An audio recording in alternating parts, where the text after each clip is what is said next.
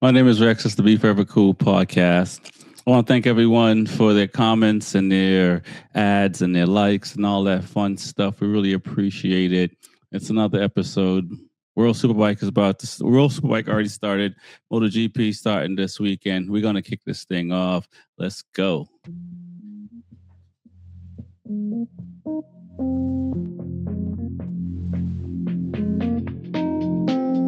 What are we here for? What do you truly want? When change is not enough, what do you do?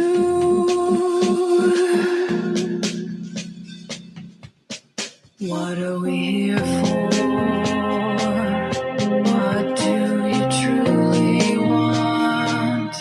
When change is not enough, what do you do?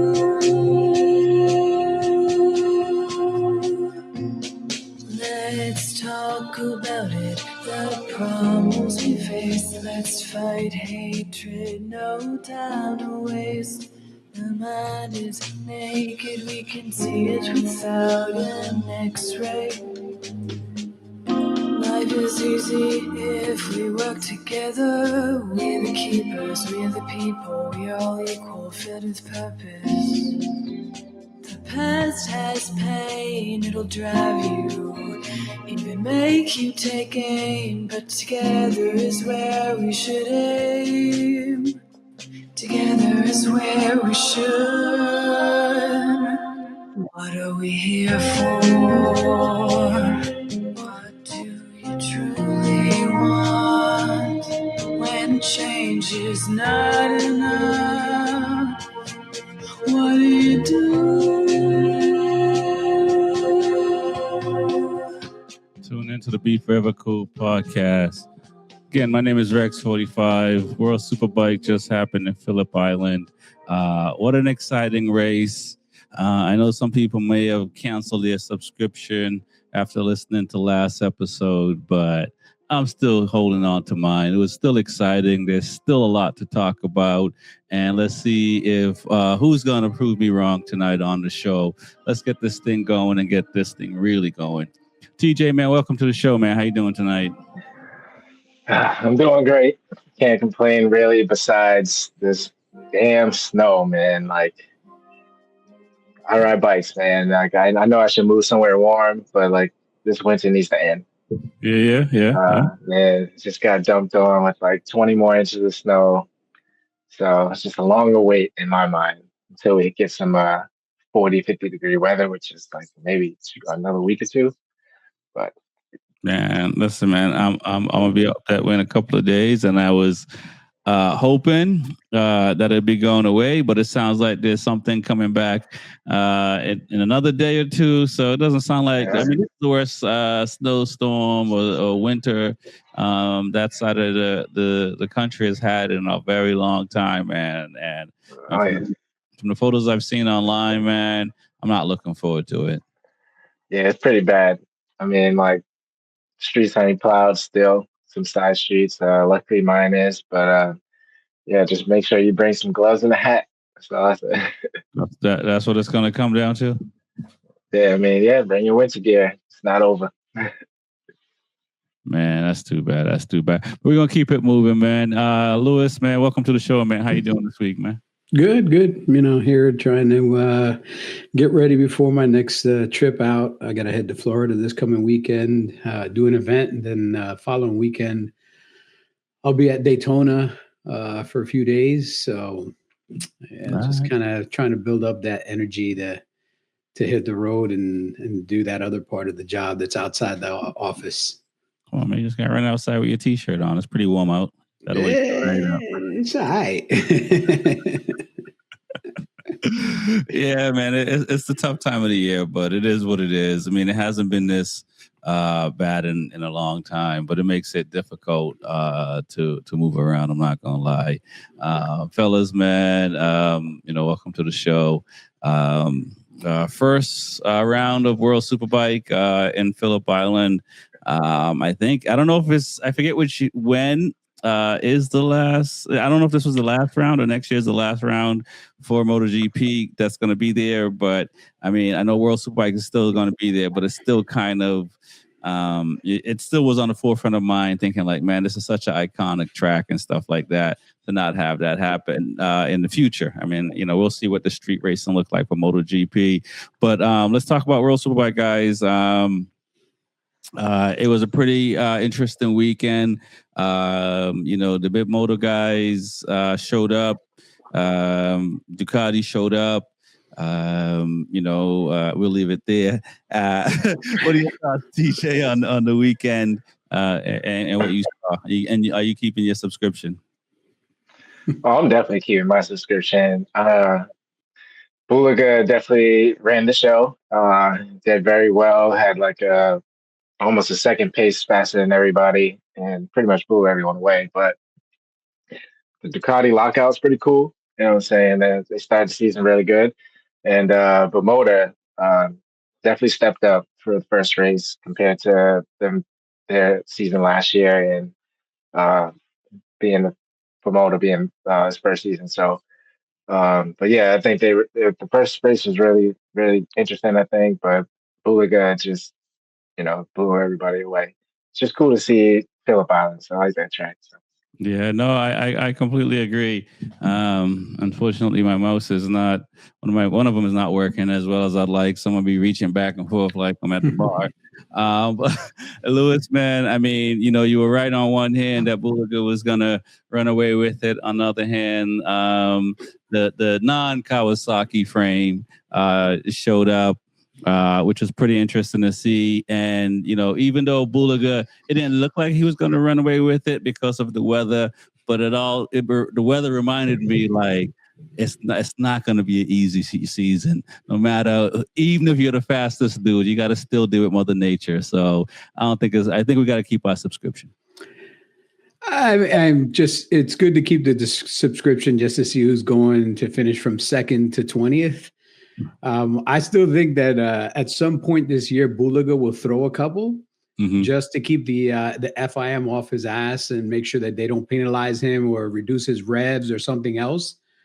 But by far, the Ducati right now, I think, has finally built what could be considered maybe the best package in MotoGP, because they addressed the one weakness of all the Ducatis that they've had since the 999. Right. The single-sided swing arm looks sexy, but functionally it's not the best thing for racing because you're putting too much stress on a stress member of the bike in a weird position without having that conventional tuning fork swing arm. Right. And now that they have that conventional swing arm, even Bulaga is saying that he's getting even better drives out of the corner because the bike is less upset. Right.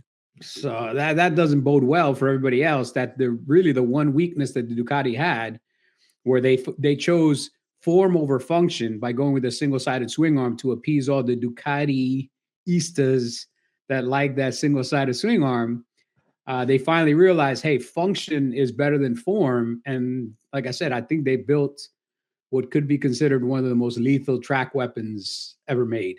And listen, if there was a poll taken, man, I think it would be like 0.02% of the Ducati Istas, as you say, that would be for the double-sided swing arm and to be second place. But us purists, we want to win, and I'd rather have the ugliest machine on the racetrack as long as I'm getting them W. Well, if you think about it, that's Biamota. The Biamota is ugly as sin, but it works really well. So they're doing something right at that team that they're like, you know what? We don't care what the bike looks like, but if it performs, we're happy. No, I hear you there, man. I hear you there, which is pretty crazy. Reese, man, welcome to the show, man. How you doing? Like I've asked the other two guys, was it enough for you to hold on to buy another month? Heck no, man. I told you that's going to be a Ducati show, man. It's just like, why am I watching this, man? That's you guys, man. Oh, come on. That's how you see it? That's all you saw? I saw Ducati's up top all the way. Like, what else did I see besides a Bimota? Ugly Bimota. In all fairness, that's been the last 4 or 5 years, man. I mean, But who's gonna beat Bulaga? Well, we're gonna talk about that tonight because, like, I don't know if you caught what I said to Lewis about Mother Nature playing a part in this thing, because Sunday didn't look like it was going to be a clear runaway, and that's something to keep in mind. Even if he is the favorite, he still has to deal with Mother Nature. Right, but every time any race from GP to us to World Superbike, when it's a wet race, even the back markers have a chance. Yeah. And that's what I'm saying. So it's not he might win the title. It says to say he'll probably win the title, but those guys on those green and white bikes look pretty good too. But how many chances or how many rounds is it going to rain? Well, I mean, listen, man,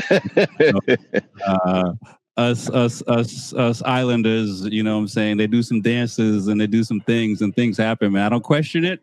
It just happened. I know Lewis know what I'm talking about. Hey, know. You can try to do the rain dance. Don't mean it's going to work. Well, let's talk about it. Like Lewis said, the Ducatis look really good. Yuri Montella, I think is that right? Am I getting his name right? Second place on the Ducati from Barney. What's his? Not Batista. What's the other guy's name? Baldessari. Who? No. He's on the Go 11 team. Montella. He's on the Barney. Montella. I mean, he looks good. He looks like he might be able to say, "Hey, man, I remember you in World in Bulaga. I think I can keep up with you." He was looking real nice on the Ducati as well, even though it's not a factory bike. He was still, and it's the first round, so you never know. I do think those green bikes and even Baltasari on the Go 11. These are guys that race with Bulaga in Moto 3, Moto 2. They ain't scared of them. They ain't scared of them, right? What are your thoughts, TJ? Can any of those other Ducatis take him out? We know Lowe's is out, so he's nursing his fractured arm. I mean, yeah. I mean, I was looking forward to Ika Lackawanna, giving it a shot. He rode pretty well. I mean, he got 6th place, but I think Montella, Baldessari definitely have a chance to try to battle with Bulaga. I mean, for anything, they're on the same Ducati. They're on a Ducati, but so they have a better chance. It's a V4R at least. Yeah, that's good. So, so to Bulaga to make a mistake. I mean, it is Phillip Island. It's the first race. I mean, wait till we go to the next round, and you have to do a whole nother setup, and you do got to come focused. There's nothing handed to you, so he's gonna have to have a mindset for 3 races every weekend to try to do what Top Rack did, is get the first place lockout every time. But it's going to be tough. I mean, overall, that last race, like you mentioned, I thought somebody had him, because of the weather, but somehow he swam his way through. It didn't take him very long at all, and he got right to the front and just took off. It was kind of impressive, but I think somebody's gonna capitalize on that. Make sure that don't happen. He was definitely trying. I think if he had a couple more laps, he's gonna be like, man, I'm on the run. Lewis, man, what about these other Ducatis out here? Baltasari, Montella, even Alvaro got on the podium as well. Which was pretty good to see. Go 11, is this the only track that they can set up a Ducati for? Because last year Noni did the same thing. No, I mean, I think they could set up a bike for almost any track, but that's also a question to ask for Bimota. What tracks is Bimota going to struggle? What is the weaknesses in that particular bike? Because on the Ducati side, the Ducati doesn't have a ton of weaknesses. Like realistically, that bike will work well at every track. And this track specifically is a fast corner sliding kind of track. So maybe that works well for some bikes, doesn't work well for others. Right. So it's going to be interesting as the season goes on to see which bikes adapt to which tracks. I think Ducati has the best platform overall to perform at every single track. So the Ducati boys, whether it be the Go 11 or the Barini or the factory team, they should do well at more or less every track. I'm interested to see what Biamoto is going to be doing.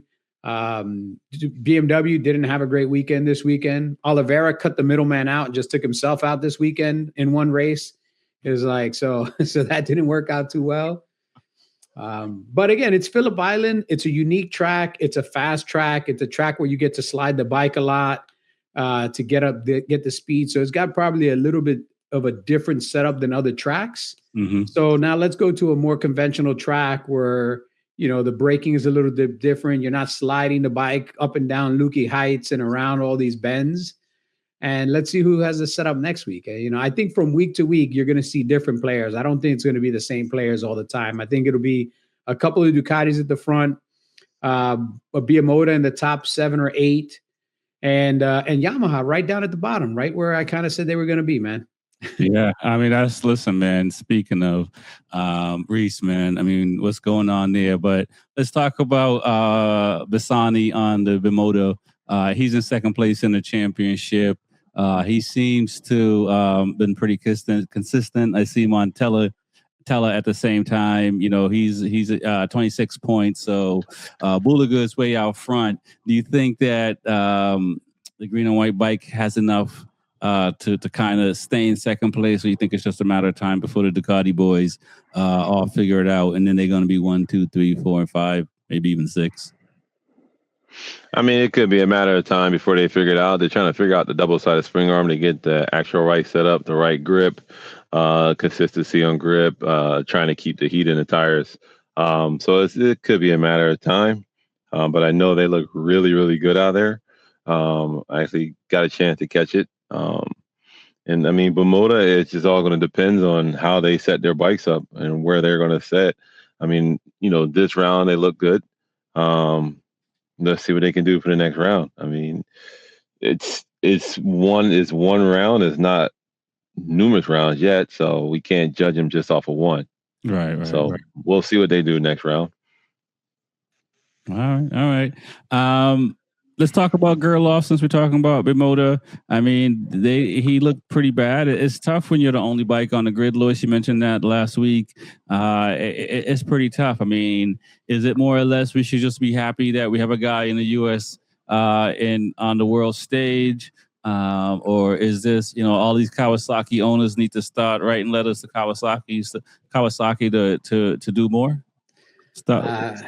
I mean, it's nice to have an American there, but it's sad to have an American struggling so much, a guy that has a ton of talent, because, he had to kind of settle for the ride that he got on a bike that's not getting any kind of development. I mean, just down the road, there's a company that's using the same exact motor in a different setup, and both of their guys are finishing in the top 7. And you've got the same exact motor, but your setup is so antiquated. And the company that you work for that makes that motor is not investing any money into your team. Right. So you have to go out there, ride around by yourself. You don't have a second person to try to, get information or try multiple setups to see what works. Like you're a one-man crew, man. It's almost like he's a privateer racing in a professional league at this point, and it's sad because I want to see Garrett Gerloff succeed. We know he has a talent. Right. We've seen him struggle, but we also seen him fight at the front.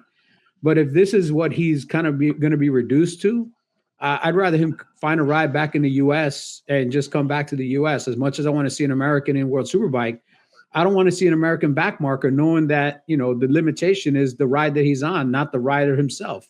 Right.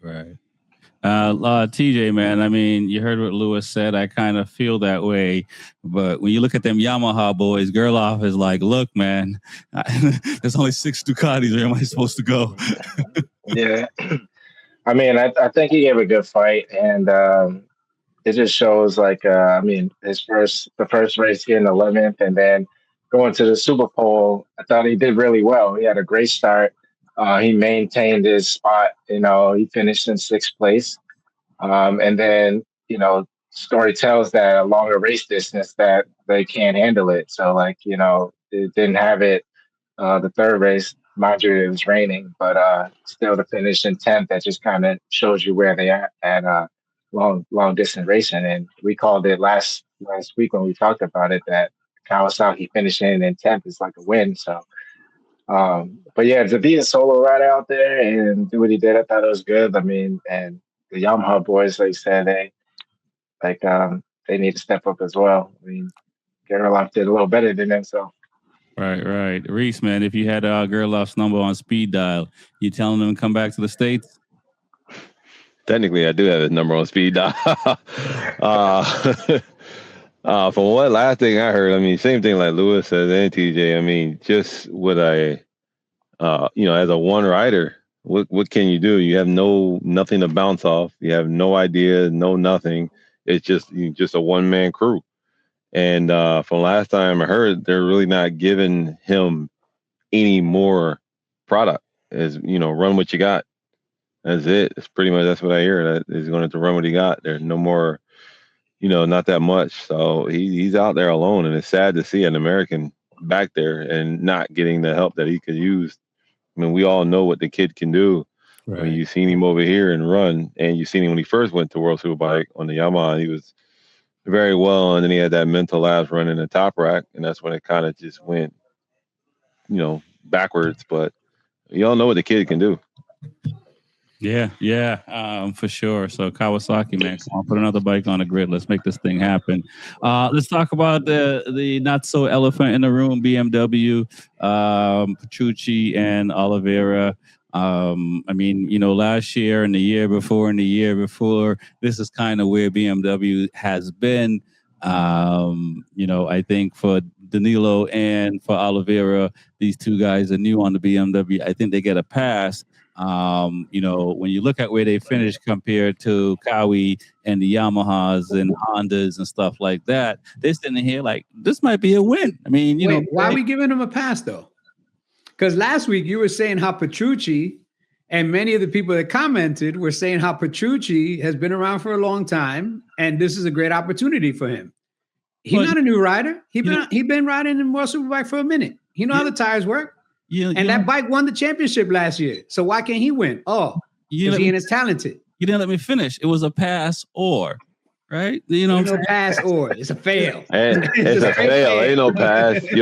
You don't get a pass, man. You don't get a pass. What I'm saying to you is when you have the Ducatis, they pretty much dominated the top 5 position, and outside Bassani, BMW is kind of 10th to 8th. Yeah, but last year it was every race. It was in the top 3. Yeah, but there was one bike just in the top 3. Then there's 2 closer together. I don't want to pass. So let me ask you a question. Is it the bike I don't give or is it the rider? Also new bike this year, so we can't compare bikes. It's what? The spoiler is different. The wing? One new bike. It's the rider, for sure. That's just like the guy that was arguing with me, talking about some BMW is the top bike. I'm like, when and where besides with top rack? All right. So do you guys get what I'm saying here? What are your thoughts on BMW?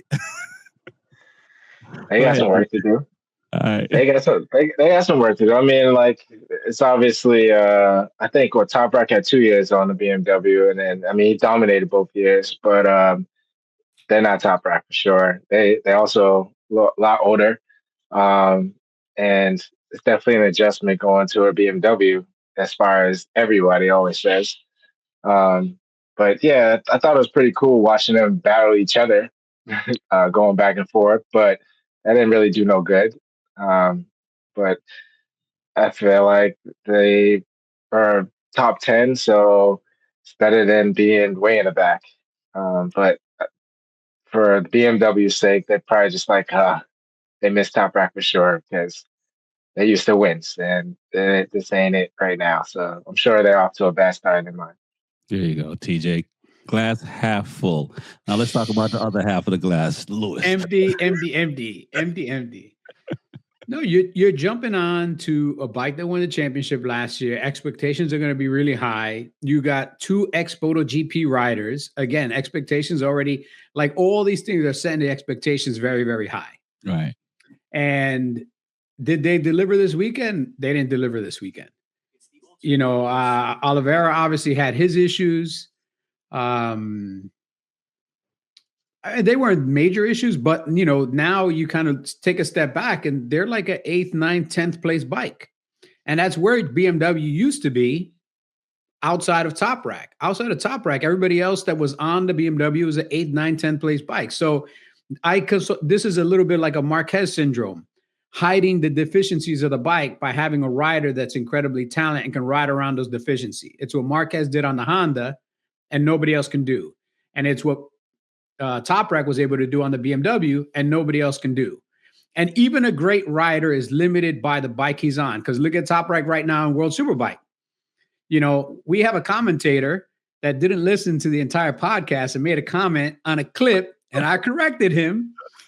And he said, well, tires don't make that big a difference. Yeah, Top Rack's in World Super in MotoGP right now, and he's saying, I can't do that on these tires. So tires do make a difference. And moving, you got a great guy. He moved to a different platform. It's not working for him. And it's a subpar platform. He's on a Yamaha, and everybody on a Yamaha MotoGP is struggling. 17th place or lower, even for like Fabio Quartararo. Yeah. And then but we got two guys that stepped into Top Rack's place on BMW, and they're not providing the results that I think BMW is expecting. BMW is expecting a lot more than 8th, 9th, 10th place. Right. And these guys have had some really good times in MotoGP.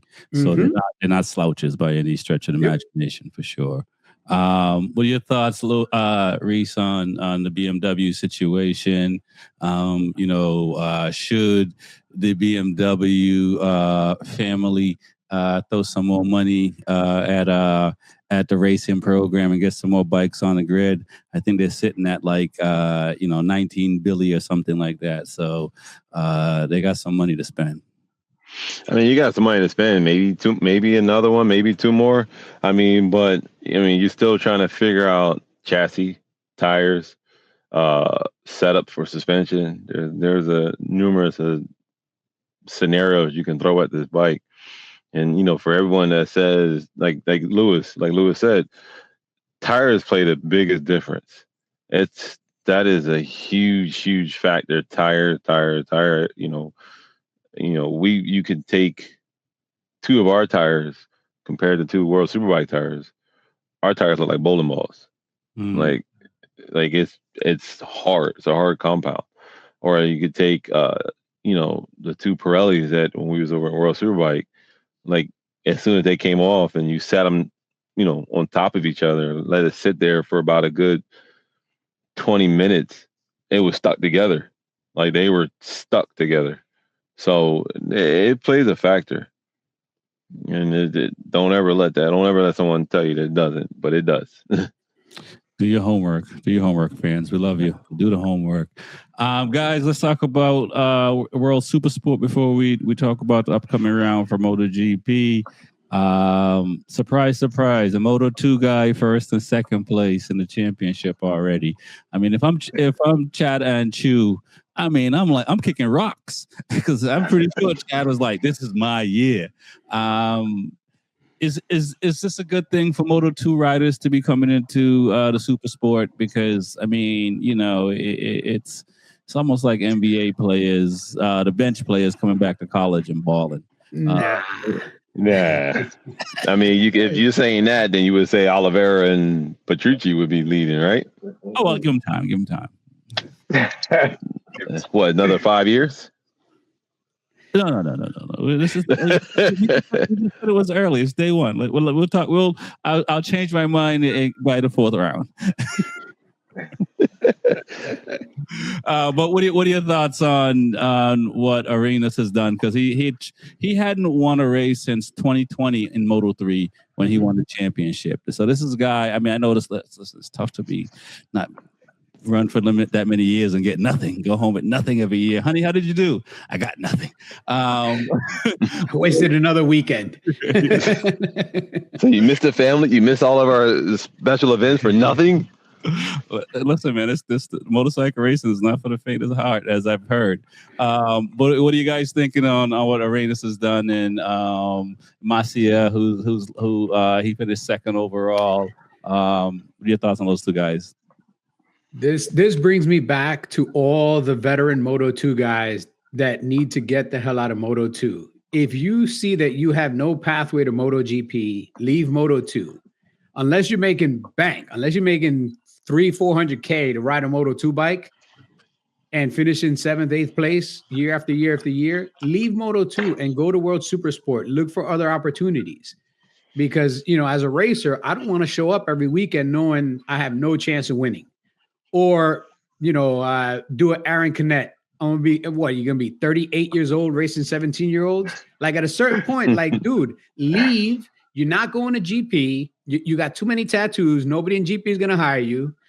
Go to World Supersport where they like tattoos and get some championships there. Like at a certain point, like if it's not a money thing, if you're truly in it for money and competition, if you're only in it for money, then stay in Moto 2 all you want, man. You get to travel all over the world. You get to eat for free, stay for free. It's a great gig. I'm not knocking it.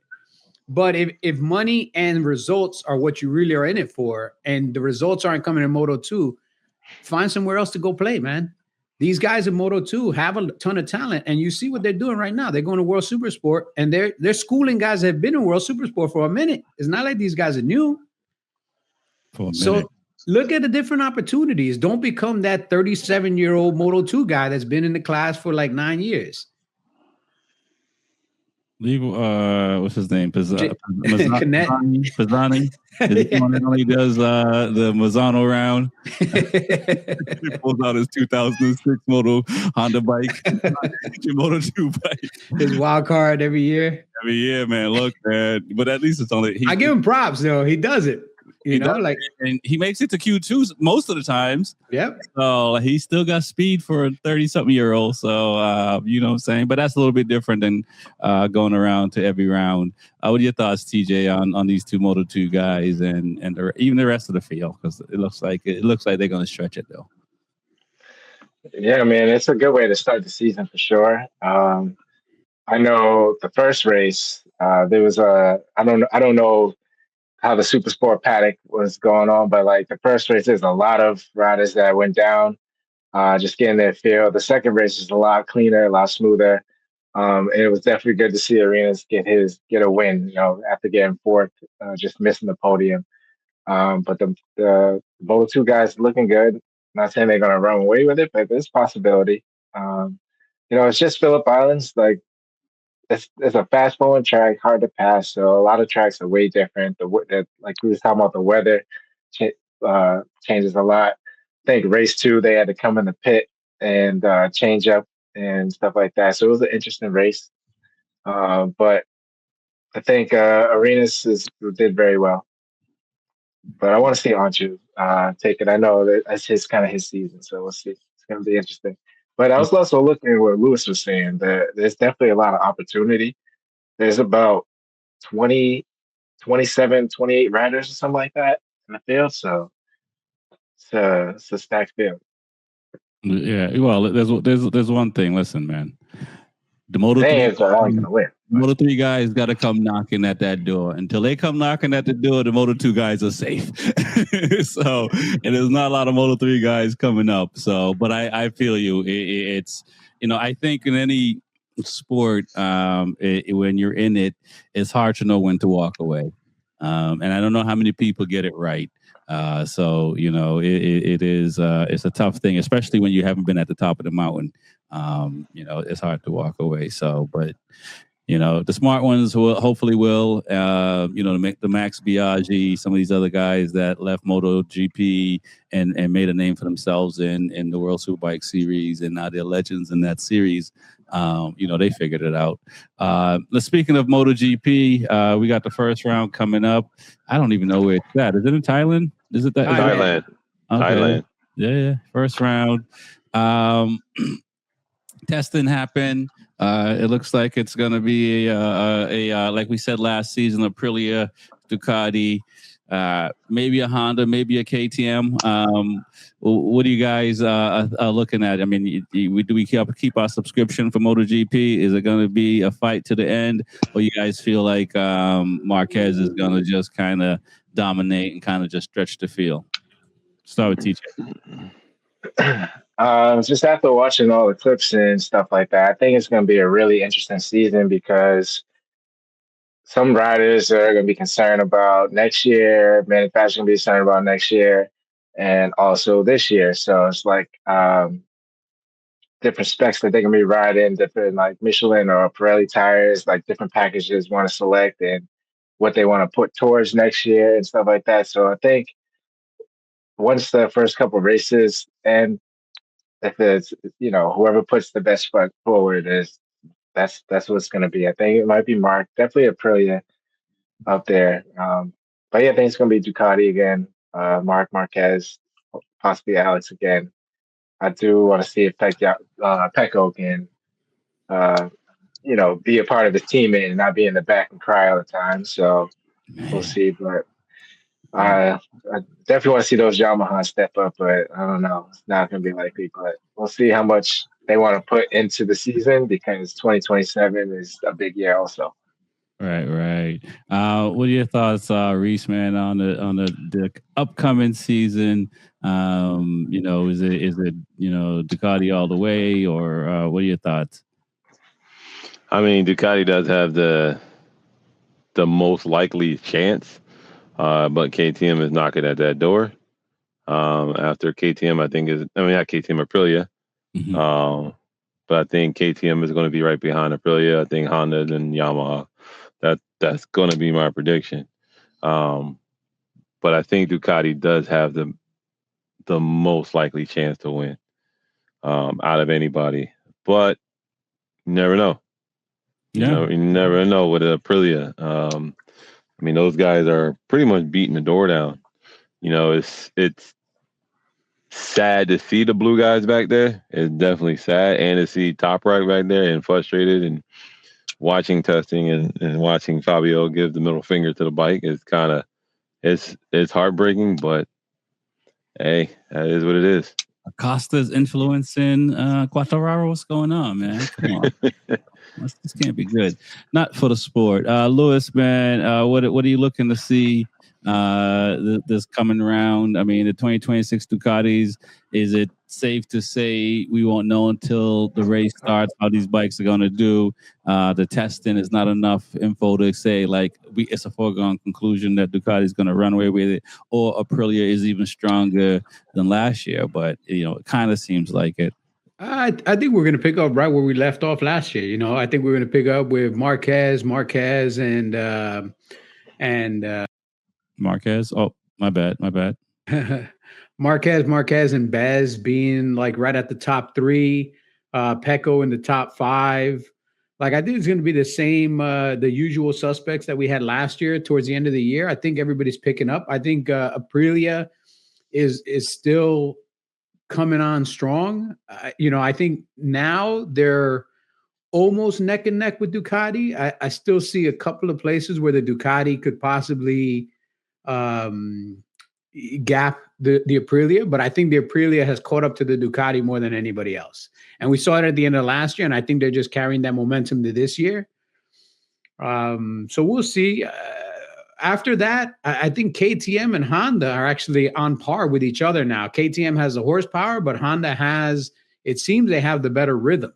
Right. They're not just depending on horsepower. They're actually good in a straight line. It seems to be the bike has become a lot more stable in braking, and it's getting better drive. So the rear grip is a lot better. So I think Honda and KTM are almost on par. I mean, KTM is still by far the fastest bike in a straight line. I saw some of the speed trap times for the KTMs, and it's ridiculous, man. That bike's got to have 270 something horsepower.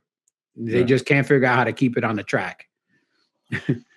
No. And they can't figure out how to stop it. Parachute, man. Parachute. Guys, I mean, we talked about some of the manufacturers, but just thinking about it, you guys are talking. We're talking. All 6 Ducati riders have a chance to be in the top 11. We'll say all 4 KTMs. It's fair to say, I think all 4 KTMs, not KTM, sorry, all 4 Aprilias I think have a chance to be in there as well. It's definitely, I think Ayaguru is going to be there. I think Raw is going to be there. Obviously, Bez. And I think Martin's going to be there because he ain't got no choice. He got to save face. And it's safe to say 2 of the Hondas are going to be there and 2 of the KTMs are going to be there. And Marini and Mir and Vinales and Acosta. Is that about right, guys, for the top 12? That sounds about right. Yeah, sounds about right. Unless somebody takes out Mir or Mir crashes out. It's tough for Yamaha. So what does Yamaha do in this situation? You know, as you know, you guys say that Quartararo gave the bike the finger and all this. Jack Miller, I mean, I think he's happy to be in MotoGP, even though it's a contender. What did these guys? I mean, Rins seemed a little bit happy, but like, you know, what is the mindset going to be going into the season when you're at the back of the grid? I mean, is it just every weekend you're going for a Hail Mary? Pray. Rain. Pray for rain. I mean, you know, once you get in race mode, a lot of things are different. So you can have the right setup and still not pull it out. So it's just the race distance, you know. That's the fact that it's just hopefully, they have to pray. I feel bad for him. Like Alex Rins always has a happy mindset. He's always just okay with everything. I never really seen him upset. Fabio definitely does. I'd be happy too, man. I finish dead last every week if I get that check. Right after having a broken leg and having a ride, he's just like, yeah, this bike's okay, you know. But I think it's important knowing that you have a teammate here. You want to like be together, but you're enemies at the same time. It's important to get Top Rack up to speed in a way. He probably has a chance to help out Yamaha, you know. So right. You never know. So I mean, Reese, listen, if these boys called you and say, give them some advice, what kind of advice do you give these guys for the season? Is it like, you know, do you pick the certain races where you say these are the ones that, you know, we should be able to fight for the top 5 in? These are the ones we can fight for the top 12 in, to have some benchmarks? Is it where the whole team has to come together, all 4 bikes and the riders and everybody to kind of, you know, try to get one bike and have a good round? Pray to the rain god. Start doing a rain dance. That's what you can do. That's the best you can do right now. That's all they got. Unless they show some kind of miracle, a hidden jewel or something, you know, a hat trick that they're hiding, something. But honestly, I don't see it. I don't know what to do with them right now. Did they wait too long moving to the V4? The problem with always what I hear with the Japanese is they're like old school, and they're like, if it's not broke, don't fix it. And I'm like, bro, that shit is broke. Like, fix it.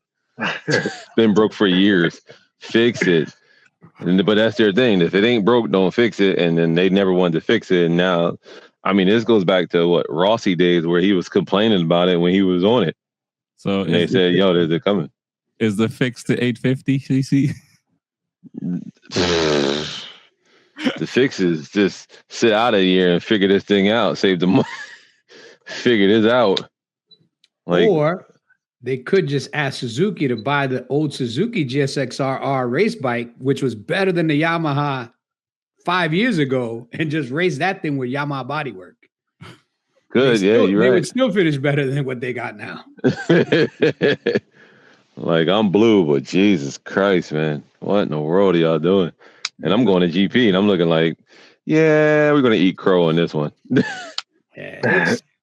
Well, I mean, we already started to see the rumors swirling of people jumping ship. And I think before the first round, we'll have a couple more people confirm contracts. And probably before COTA, we'll have some more people confirming contracts. I think the teams are going to try to lock in, like I said, the guys they really want as early as possible. So I see a lot of changes. According to the rumor mill, I see Alex Marquez and Vinales being factory KTM. That seems to be like the prevailing rumor right there. I see Acosta and Marquez being the Ducati squad, which would be a first. I think it would be the first time ever that there's not one Italian on a Ducati factory team since Ducati went GP racing. I don't think there's ever been a time that there wasn't an Italian plus somebody else. Right. I'm trying to think. I mean, it would have been who was Casey? Well, Casey Stoner and somebody. Edwards, not Edwards was there. Hayden was there, but what Rossi? With Rossi. Who was Hayden with after Rossi? Was it? Because Checo, Checo was there, right? That was too early on. That's early. But that was Biaggi. There's always been an Italian on the Ducati for as long as they've been in GP. Yeah, it's Caparossi for a while. Yeah. So if there's 2 Spaniards on the Ducati, that's going to be a first, and that's just further going to show that Ducati is a German company, right? With Italian badging. Now, let me ask. I think I've asked this a few times, and I mean, I think Luca should stay with on the factory seat, but Mir should definitely have a factory seat with Honda, right? I mean, it's like who are you going to take from Yamaha to replace Mir? One guy that has a championship and he has a championship. I mean, I think Mir's if Yamaha, if Honda's going to keep one guy that's on the bike now, it would be Mir. You got a world champion. He's the number 1 rider. He's the team leader.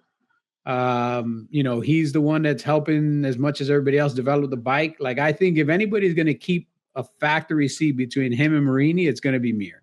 But Marini had a better year than him last year. Yeah, he did. And Marini took one for the team. He got hurt at Suzuka for Honda. Right. Which gave him motivation to win it all. But yeah, I don't know, man. I think Honda should keep Mir and Luca because it's really tough to, and if they're going to sign a contract, it should be at least wait till the summer break.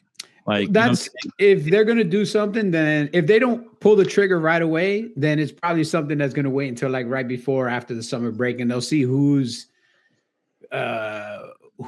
doing better this year. Right. But I still, if I had to bet right now, I would pick Mir over Marini. Right. Yeah, I agree. What are your thoughts, TJ, on that? I mean, should Honda keep their lineup? Should they be looking at Quartararo? I mean, because outside of KTM, really, I don't know where Quartararo could go because Honda is better than the Yamaha for sure.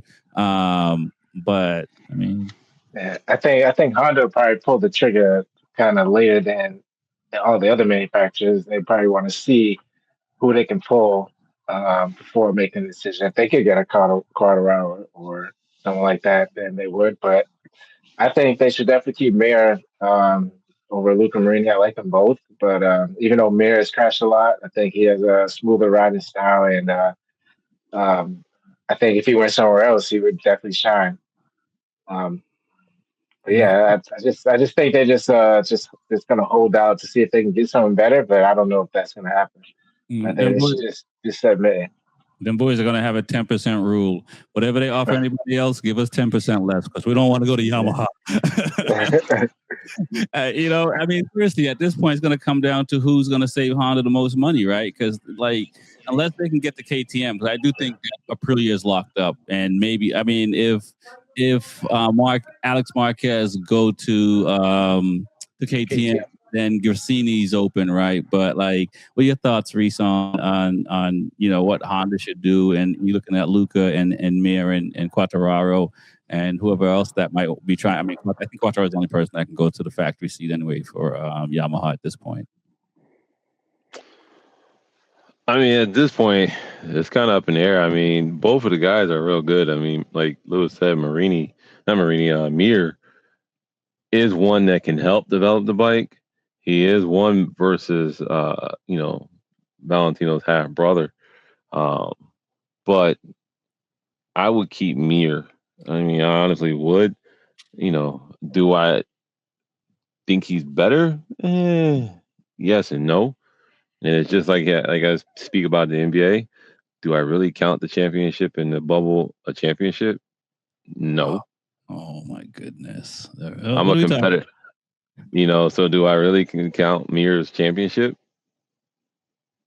And listen, man, the bubble was pure basketball, no distraction. And the people that held it together came out on top. You can't even believe that your dang old self. That's what they said. When half the teams weren't even there. Well, I mean, listen, nobody wanted to. They didn't want to be alone. Listen, I'm a competitor through and throughout.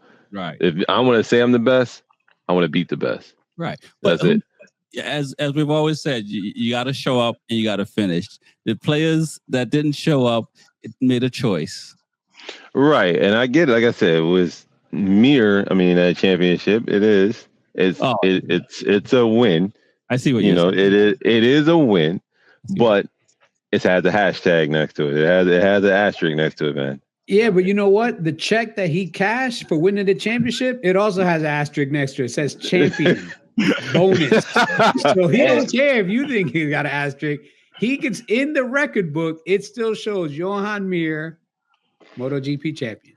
Yeah. He also showed that you can. I know it's a short season, but it showed that you don't have to be on the podium all the time to win a championship. You just got to finish.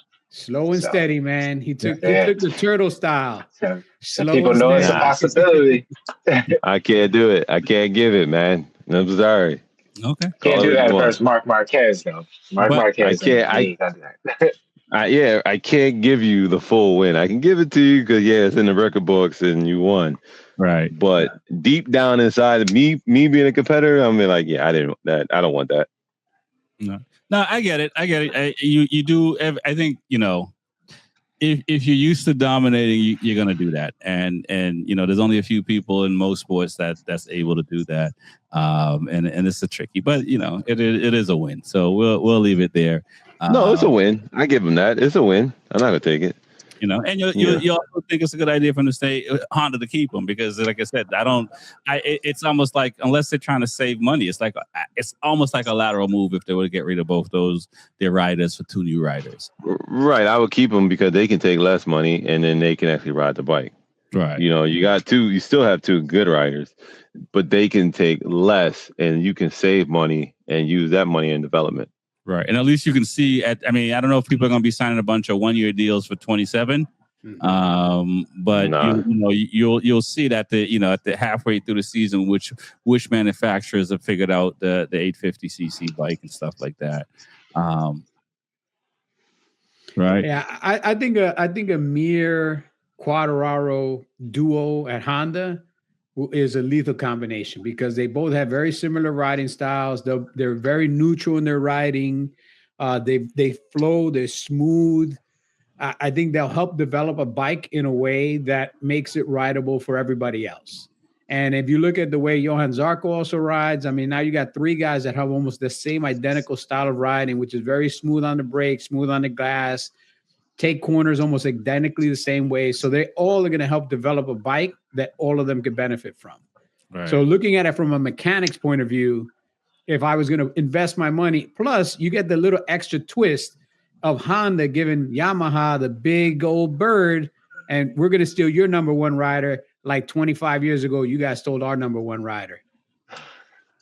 I can see that a little bit. Petty, bro. Yes, don't forget. Right? Yo, Honda played a long game. Right. That's a long game. Speaking of petty, before we pick who's going to pick our picks for the results of the first round, Michael Jordan's driver won again back to back. From what I understand, the ratings is the second highest from 20 years ago for Fox and NASCAR and stuff like that. Michael Jordan starting to jump on the camera and talk more as well, which is a good look for the sport. Any thoughts on what he's doing for the sport of NASCAR, TJ? Oh yeah, I think it's really good. I forgot what happened a couple months ago, but it was like a lawsuit or something that he spoke up about. So I think he's doing really good for the sport, and I mean, obviously his name carries himself also. So. And now his riders are winning. I didn't see the race itself, but it's really cool to see that he got the results behind it, and people can actually kind of listen to him, and it's kind of bringing more culture also, because I think NASCAR is being predominantly like white sport and a few mixed races in there, but it's good to just have, all cultures in it. So it's good to hear him in the sport and being a good cause. Right, right. I completely agree. Reese, what are your thoughts, man? You're in the South like me. Are you a NASCAR guy? A little bit. I started there, but it's good to see Black History Month, Black owner wins. So it's kind of nice. It brings a lot of culture to it. I mean, the controversy that they had with the lawsuit that he was going up against, and now to come win. So it's almost like a you know fresh air, to see that, just to bring something into it and somebody else and not the same people or something different, and that he's bringing a different culture, a different side to it. I mean, you've seen him win, like he's in almost, I think it was in a sweatsuit gear. He's not like a normal owner in the suit, tie, and everything else. He's pretty much in his Jumpman gear. So it's kind of nice to see that. Listen, and I'm gonna ask Lewis this because he's the numbers guy. Is it more a win for Jordan or a win for NASCAR? Because this is free publicity for his gear. I don't think he needs any publicity for his gear, man. Everybody knows what Jumpman is. It's been around for 35, 40 years now. People have been rocking it forever. Like it's, I mean, it's one of the most iconic logos out there. That NASCAR money is still some good money, man. But here's the thing, how much of this lawsuit, has the lawsuit caused NASCAR to maybe, not be as, I don't know, like, I know they won the races outright. There hasn't been any controversy. There's been no rules, but it's like you win a lawsuit and all of a sudden, like, your team is winning also. Like you're getting a little extra push from the back. Are they giving you an extra quarter tank of gas? Yeah. Bubba Wallace won last year for him and stuff like that. So he's not like I thought so too when I first saw it. And I was like, oh yeah, no, he's won last year too. No, but I personally like it for a bunch of different reasons. I live in Charlotte. The NASCAR Hall of Shame is literally 5.5 miles from my house. This is NASCAR country here, and I've been to a lot of NASCAR events throughout my life. Living in the South and for almost the last decade, I've been to the Charlotte Motor Speedway many times. And I'll tell you what, man, when I go there, over the past decade, the crowd has changed. I'm not going to say dramatically, but the crowd has changed. Right. And I like to see this change in the crowd because, it's a predominantly white sport. I mean, dude, I still go to NASCAR races and see a hella lot of Confederate flags. Yep. And you know what? That's your flag, fly, everything else. But as a brown person, I don't really like that flag, man. Like I got a thing. You understand? Like what it represents to me. Yeah. Like it might represent something to you, but it also represents something to me. I'll let you fly it. I'm not going to tell you can't fly. It's a free country. Do what you want.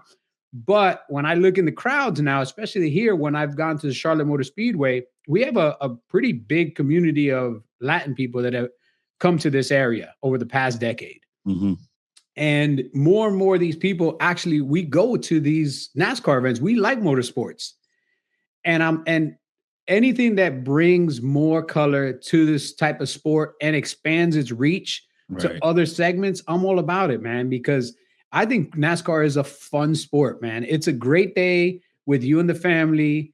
You get, it's motorsport. It's like motorcycle racing. It's the same kind of atmosphere. There's competitiveness, there's cars, there's mechanics, there's just so much stuff going on, man. And I hope that they can continue this streak because one, Michael Jordan himself is a brand. Right. He's I think globally he's a bigger brand than NASCAR.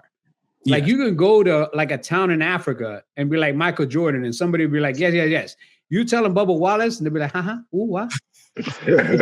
A Bubba what? Oh, yeah, for sure.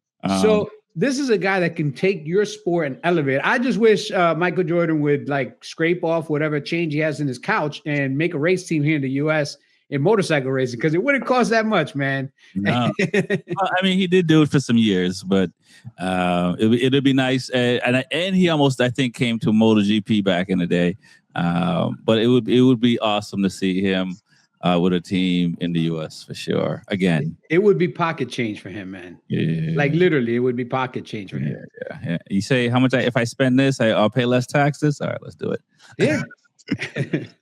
Trust me, Reese will tell you, motorcycle racing is a great way to launder money. Yep.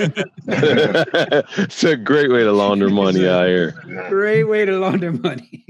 Listen, man, they're beyond the point. Everyone is legal now. There's no more of that happening. Come on. That's what you think. I was gonna say that's what you think. There's some on the back end. There's some illegal stuff going on. We just ain't gonna say. No doubt. I see nothing. I know nothing. So let's talk about what's going to happen this round. So we have a Be Forever Cool trophy coming at the end of the year for whoever racks up the most points. It's like fantasy football without the tech and without switching out riders every week. We just say the riders on air, and there you go. So we'll start off. We'll pick 3 guys each. And we'll keep score. If they win, we'll keep your riders. It doesn't matter if they win or not, unless they get a DNF or then they're not in the point scoring place. If they get 1 point, you get 1 point. If they get 10 points, you get 10 points. If they 25, you get 25. And there's no double sprint like in club racing. So double points on the first round and the last round, so everybody shows up. That's how they get you. That's how they get you. Just for that. So we'll go around the horn. We'll start with TJ and let you some time to think about it. Who are your 3 riders for the tie round?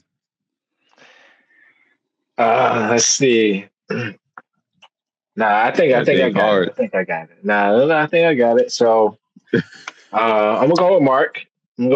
Because I feel like he really wants to end this and get another championship before going into the new bike. So I'm gonna go with Mark. Okay. Number 2 will be Bez. And my number 3 is gonna be Maverick. I know it sounds crazy, but I feel like on the first race of the year, Maverick does really well. So I'm gonna say Maverick. Mark, Bez, and Vinales, huh? Yeah. My goodness. All right. I like that. All right. Reese, what do you got? You got Mark. Man. You're trying to win. I got Bez. Okay. And I hate to say it, but I got your boy, Pekka. Listen, you know what it is. When it comes to winning. I mean, but we're at a new track. We're at Thailand. So maybe, the God shine on him and he does something magical. Doubt it, but, The feeling's back. Come on, man. The boys are back together. All right. What you got? What you got, Louis? His butt cheeks. Marquez Bezecchi. Okay. All right. I need a first initial at least. Mark. No, let me start this way. Marquez, Mark, Bezecchi, and then Alex Marquez. Okay. All right. There we go. Man, this is tricky. Bez got some a lot of weight on his shoulders right now. Right. I think he's coming into this season understanding that he can compete now at the top. Mm-hmm. And I think that's all he ever needed was that whiff that, you know what, man, I can't compete at the top. I think he's already tasted blood in the water and he's got nothing to lose. He's got nothing to lose. Okay. He's already got a contract. So all he's got to do is go out there and perform. All right. So what you're saying is Bez isn't, it doesn't matter the place. All right. I got Bez. I'm going to go with Bez. I'm going to go with Pecco. And the third one is kind of tough, in all honesty. And I'm not picking your boys. Let's see. Who am I going with for the third one? That's tricky. I'm going to go to Costa. I thought you no Marquez? No Marquez at all. Holy crap. Whatever you had to drink tonight, make sure you bring it to the next round when I see you. That's like saying Bulaga wasn't gonna win the first race. That's how he sounds. If he pick him, it's like wait, crazy. Challenged by Mother Nature. I didn't say, by a bike. That's the one thing here is they are going to be in Thailand, and the weather there is super unpredictable every year, man, because it's so hot and humid this time of year that any afternoon you can get a thunderstorm, a flash thunderstorm break out, and all of a sudden your dry race is a wet race, and now that kind of throws a lot of wrenches in the works. Or they could do the same thing they normally do and push up the GP race and everybody afterwards. Yeah, they could, but it depends how much rain is actually going to come down. If it's going to be a full washout day, then it just is what it is. So I don't think it drizzles in Thailand, man. Yeah, man. There's no spot drizzle. It's a heavy downpour or a dry day. That's it. That's it. Well, we'll see, man. It's going to be an interesting first round. Just like World Superbike for me, I was excited, even though I didn't expect. I'll say this on World Superbike. I didn't expect all the Ducatis to do as well as they did. But it was good to see. Again, I don't know what you drinking on, but I need some of that drink. I got you. Oh yeah, I'm good. I'll be at Daytona, so I'll see you there. I'll see. I'm on my way already. I'll also be at Daytona, so I will see both of you guys there, and maybe we can have a side bet of who we think is going to win the 200. All right, there you go. All right, there you go. Sure. I'm stuck in Boston, so I'll be watching from Boston. Yeah, you stuck under like 30 inches of snow. So I'll plug in. No doubt. It'll be a good time. My name is Rex45. It's the Be Forever Cool podcast. I want to thank TJ with 2 Wheels and Coffee, Reese from Attack Yamaha, Luis Ortega, the numbers guy. Peace out. Peace.